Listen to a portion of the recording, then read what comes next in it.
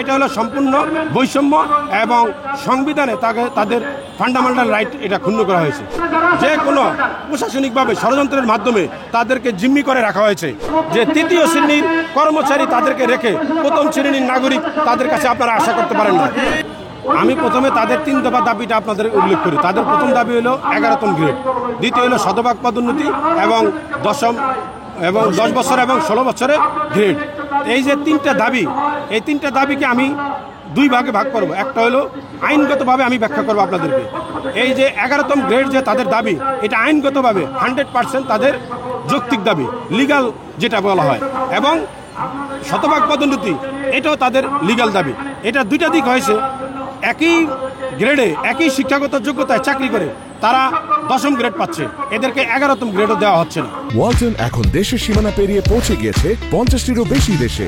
ওয়ালটন, ঘরে ঘরে, বিশ্বজুড়ে। এটা হলো সম্পূর্ণ বৈষম্য এবং সংবিধানে তাদের ফান্ডামেন্টাল রাইট এটা ক্ষুণ্ণ করা হয়েছে। তাহলে আমি বৈষম্যটা তুলে ধরলাম।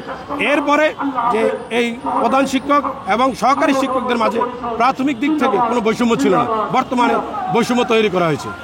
আর তারা দেখা যায় যে 10 বছর, 15 বছর, 20 বছর চাকরি করে তারা চলে যায়, তাদের পদোন্নতি দেওয়া হয় না। তাহলে তারা পদোন্নতি বঞ্চিত হচ্ছে।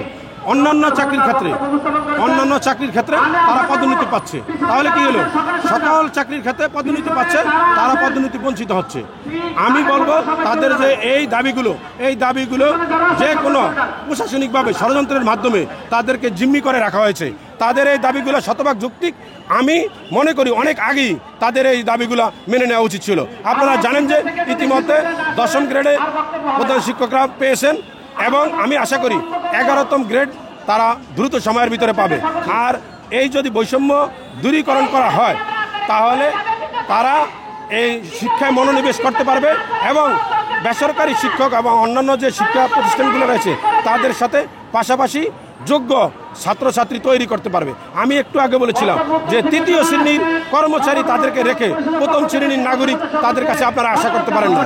আমি বলবো কর্তৃপক্ষ এই দাবিগুলো মেনে নিবে এবং আমি আইনিভাবে এবং তাদের রাস্তায় মাঠে তাদের সাথে ছিলাম। তাদের এই দাবিগুলো পূরণ করার ক্ষেত্রে আইনগতভাবে যে সমস্ত পদক্ষেপগুলো আছে এগুলো আমি নিব। পাশাপাশি প্রশাসনকে আমি বলবো দ্রুত সময়ের ভিতরে তাদের এই দাবিগুলো যেন তাদেরকে পূরণ করা হয় এবং এই শিক্ষকদেরকে বারবার যাতে এই মহাসমাবেশ না করতে হয়। এই রাস্তায় রেখে কোনো ভালো পড়াশোনা আশা করা যায় না। ভালো শিক্ষক না হলে, ভালো বেতন না হলে শিক্ষকরা শিক্ষায় মনোনিবেশ করতে পারবে না এবং শিক্ষার মান ভালো হবে না। আমি আশা করব এই লক্ষ লক্ষ শিক্ষকরে মাঠে রেখে স্কুলে ভালো পরিবেশ আসবে না। আমি আগেও বলেছিলাম আমি শিক্ষকদের অধিকার রক্ষায় কোর্টে তাদের পাশে ছিলাম, আগামীও তো থাকবো। এখন আমি মাঠেও তাদের সকল দাবির ক্ষেত্রে মতামত দিব এবং তাদের পাশে থাকব। আগামী দিনে প্রশাসন দ্রুত সময়ের ভিতরে তাদের এই দাবিগুলো পূরণ করবে, আমি এটাই আশা করি। আমি তাদের এই দাবির শতভাগ সমর্থন করি। 11তম গ্রেড দেওয়ার মতন শতভাগ সক্ষমতা আছে তাদের। এটা শুধু একটা অনিয়ম বৈষম্যের সিস্টেম। এটা কোনো এরকম জটিলতা নাই যেখানে 11তম গ্রেড দিলে হাজার হাজার কোটি টাকা লাগবে, এমন কিছু না। এখন আমাকে তাহলে ভিন্নভাবে বলতে হইতো 11তম গ্রেড দেওয়া অযৌক্তিক কিছু না, এটা সময় এবং সিদ্ধান্তের ব্যাপার মাত্র।